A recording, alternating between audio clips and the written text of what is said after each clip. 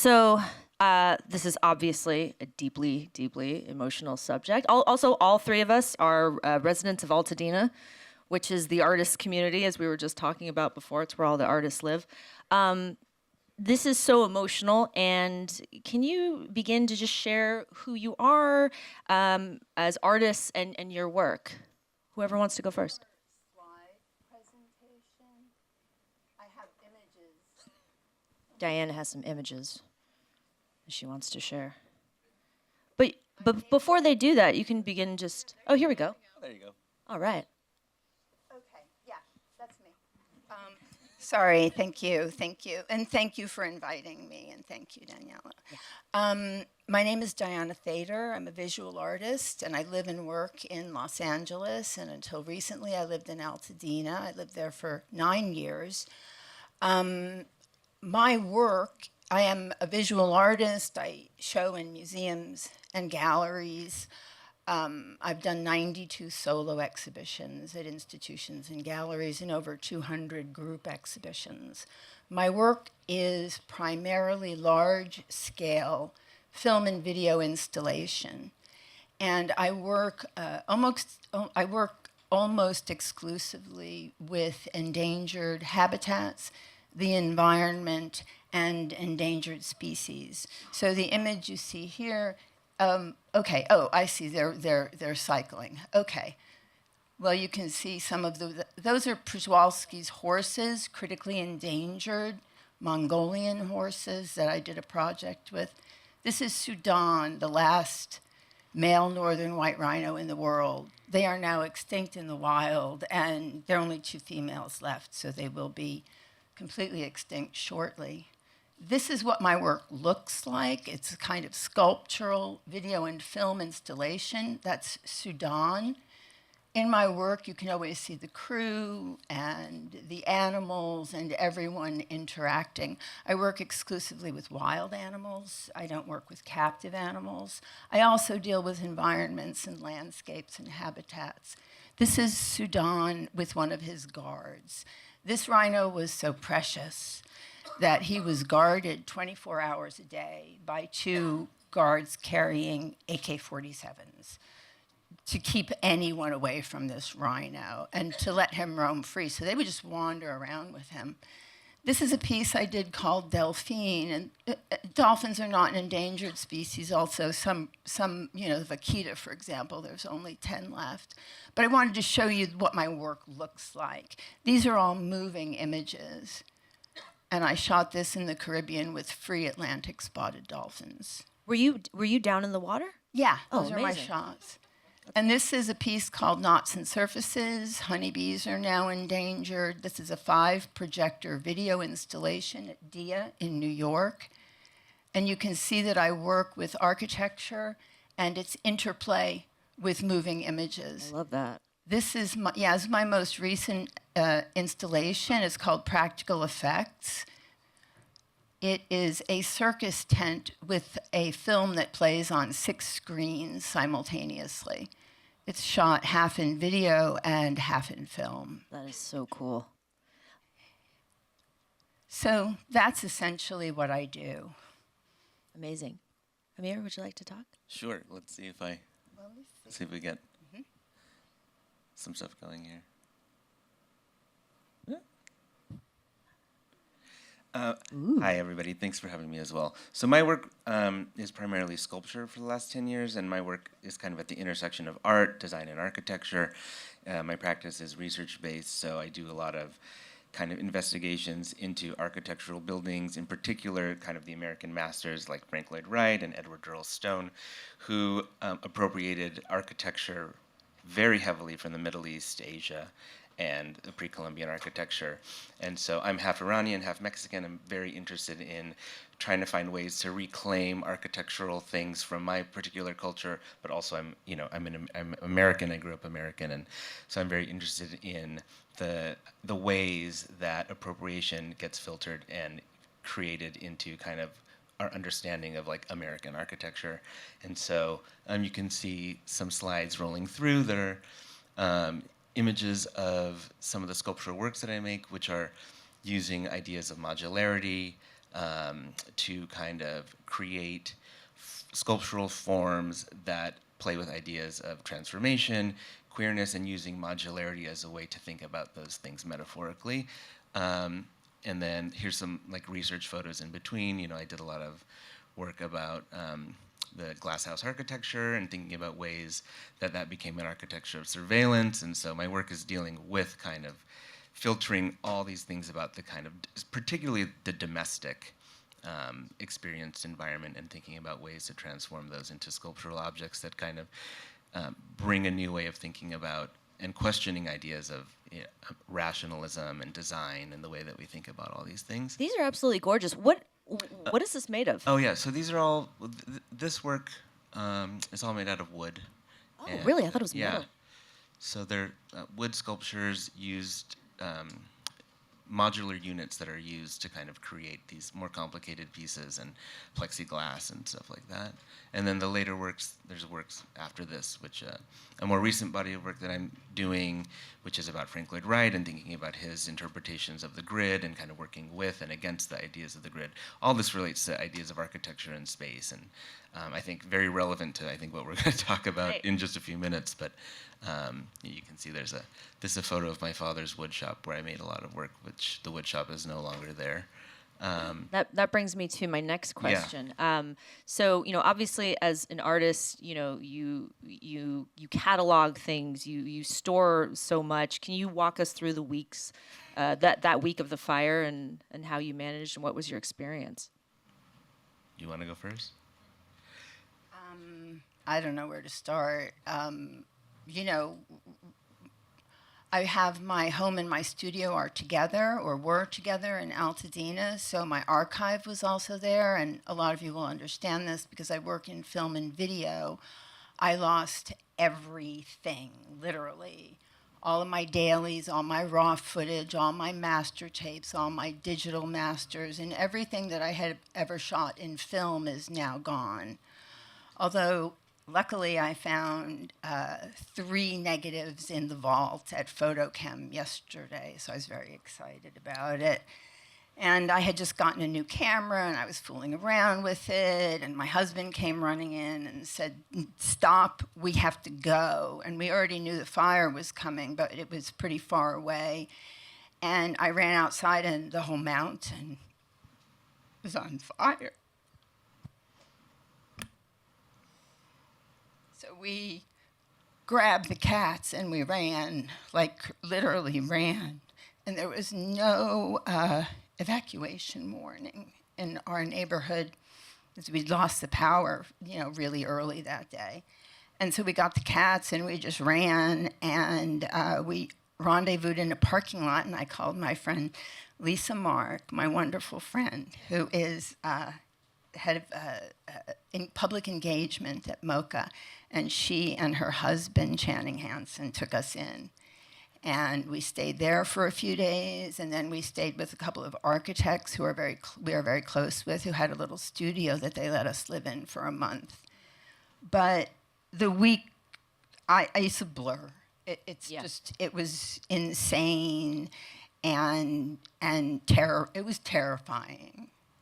And it took me a while. I can't get over it. They call it fire brain. Someone mentioned fire brain to me, and it's almost like long COVID, where there was maybe you also experienced this, where I couldn't like recall words. I was like in a blur, and someone said, "Oh, you have fire brain," and I was like, "Oh my God, there's a word for it." Yeah.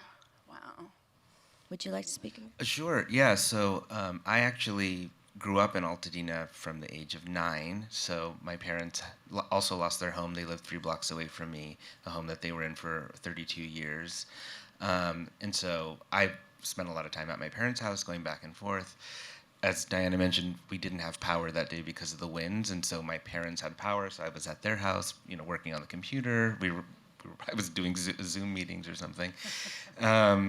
And as it kind of got later in the day, we were making dinner, and I could just see this orange glow kind of coming, reflecting on the hills out of the window, and we looked outside, and it was clearly like really intense flames. But it seemed far away, you know, having lived there for a long time. There was another fire scare, I think maybe in like 1997 or 96. But again, it was like, oh, in the foothills, right? It's like one or two homes might burn that are right on the edge, but it's never going to come down this far. And so, you know, we were trepidatious, but my dad said, why don't you just go home and get your passport or something? So I did, but the power was off. I couldn't see anything. I was running with the light on my phone trying to like get something, and of course it was too dark to really grab anything, so all I had was a passport and a pillow. I took my pillow, and I was so yeah, and so we left basically just with that, expecting to kind of come back maybe the next day. And my partner and I went to stay at a friend's house in Venice, and when I woke up in the morning, I could see our home was on the channel. I put a photo of it. I don't know if it played, but on the CBS News, you know, just there was a rolling image of our intersection of our house burning. So just kind of just watching the whole thing unfold is pretty crazy. Yeah. My presentation back up, there are some important slides there that I would like people to see, but I'm sorry. Oh yeah, I would say when I came back to my house, Anderson Cooper was kitty corner to my house, and when Anderson Cooper is around, it's usually a bad sign. Not a good. I have a question. You know, Go to the end, it'll be there. I'm sorry. that's okay. I have a question for you both. In that, you know, I was going through such tremendous grief, and I was writing, still am writing a screenplay, and I was sort of able to sort of utilize and channel this grief to make something creative. As artists, how did the grief period? Were you able to work? What did this inspire? Can you talk a little bit about that? I mean, I think it still might be too soon. And, you know, I think, Diana, your work is so much about environment and environmentalism that I think that maybe I'm curious to see how this will affect your work. I think in my work it's going to be very different because, I mean, I think there's this architectural element to the whole thing of rebuilding, which I think will come at some point. But I think also a big part of the process is, you know, as artists, we spend a lot of time trying to not get derailed from projects. And so I think for me right now, I think the goal is to not let this derail the work that I've been doing. Although I know there are many artists that we know who are already digging through their lots and finding little things that they're going to turn into sculptures, and that's wonderful and that's great. But for me, I think my goal is to really not let this derail the work that I've been doing for 10 years. But I think it's maybe going to be very different for you because of the subject matter. Yeah, I had some images up of the fire. I mean, I guess they're not there. Anyway, I couldn't go to my house after the fire because I was just too, like, traumatized. And I eventually went up because my husband went up to take care of our garden because he's an amazing gardener. And we had this stunning garden with fruit trees and wisteria. So he was going up periodically to take care of the garden. And he told, you play it, that's my house on fire at 7 in the morning the next day on January 8th. It's a video.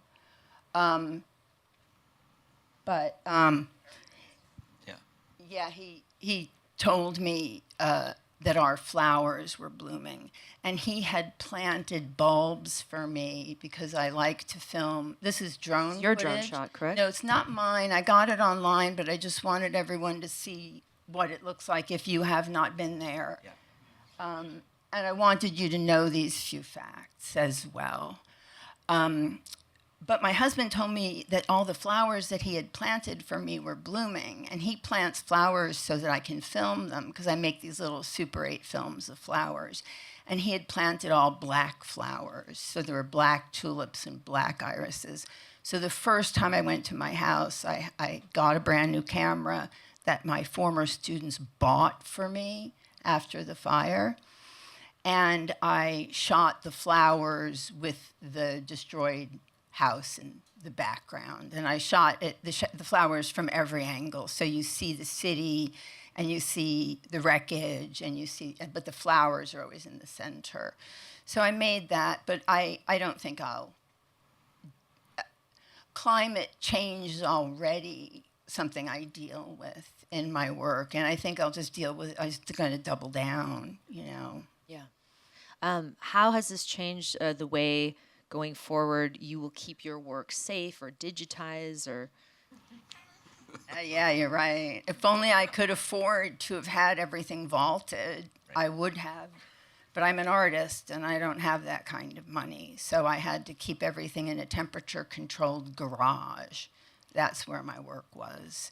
So yes, in the future, I'm going to vault everything, even though it's expensive and hard for me to afford. But that's the only way I can be sure.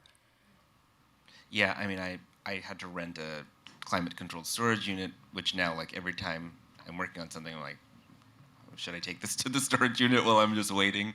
You know, so I think we're both going to be very cautious about the possibility, right? These possibilities. I wanted to ask, how has the LA art community working to help support the thousands of artists who have not only been physically displaced, but have seen their artwork go beyond repair? Well, I mean, I think the only, truly good and wonderful thing that has come out of this has been the support of our community. I agree. There is nothing like it. Andrea Bowers started Grief and Hope, which has been supporting visual artists like myself and like Amir. There are a number of grants being given out. The city, the county, the state, the federal government. We can apply for all kinds of grants. But more importantly, it was the friends who gave us a couch, and the friends who gave us a table, and my friend who gave me blankets and throws because I had nothing, and the friends who gave me clothes. And one of my friends said, "You have nothing, but your house is filled with love." Yeah.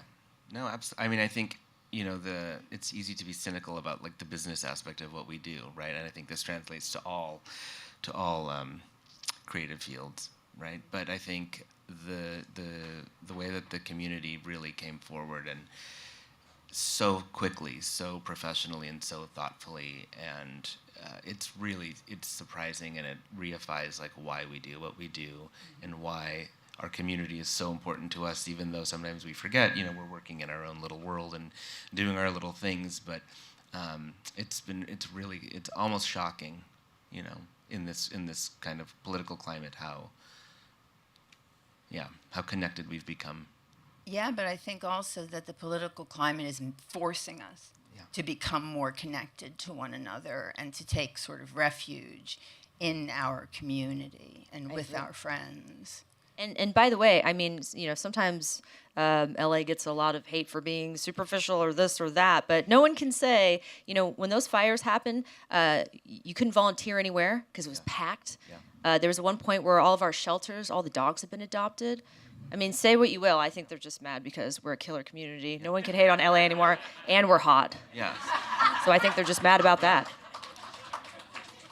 Although, maybe just to add to that, I would say that going about the daily life, because I live in Pasadena now, you're close to Pasadena, we work in Pasadena, we teach at Art Center College in Pasadena. Everything feels totally normal, like nothing's ever happened, and so it is weird. It's really only been 3 months. But I will say that even though it feels like many people have moved on, our community has not moved on, and they are still there. I'm still getting emails, I'm still getting outreach, and that is really amazing because it feels like almost the rest of the city is kind of just like moved forward. Yeah. And so I think Altadena is going to come back better and more connected, and I'm not going anywhere. Yeah. Well, lastly, what do you see the financial and cultural impact on the Los Angeles art world post-fires? What do you think, Amir? I mean, I think it's really hard to say. I think it really is so soon. And again, like the sense of community and the help, it's there. But I don't know. This Los Angeles isn't going anywhere. People are still coming here. I don't think it's going to affect it that dramatically. But I think there will be a time period where we can look back and see how this has maybe shifted the way that people's work has changed and the way that artists have kind of adapted to the realities of this, whether that be like different ways of thinking about your work in terms of like sustainability and the environment and community, and that's really strong now. But I think we're going to see that is something that kind of persists forward. Yeah, I'm sort of hoping that it will inspire people, not only in the art world, but art viewers and art collectors, to see the world as something which is not disposable, to see wildlife as something which is not separate from themselves, and to see the environment as something to which they belong.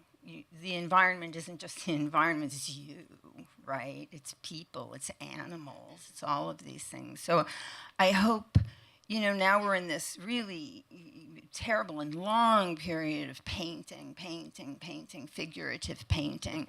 And some of us Not me. are sick of it. Yes. We're sick of it. But I do hope that this brings about change. I do hope that people will think a little harder before they make, yet another painting of their uncle. Instead, maybe they could do something that had meaning for the rest of us, That's why I make what I make. That's why you see, Western lowland gorillas, and you see dolphins, and you see rhinos, and savanna elephants that are critically endangered. It's because I want you to think about these things. And I think other people are going to want you to think about these things too. More people are going to want you to think about these things. And I mentioned Andrea, of course. And Andrea wants you to think about these things when you look at her work. And one of the things I lost in the fire, 3 of the things I lost in the fire were my 3 Andrea Bowers drawings, in addition to probably about $1 million or more worth of art, because we all have art from our friends, Well, we are all survivors. We're here. We're going to keep on going. Please give a round of applause for our incredible panelists today. Thank you. And thank you for sharing your time with me.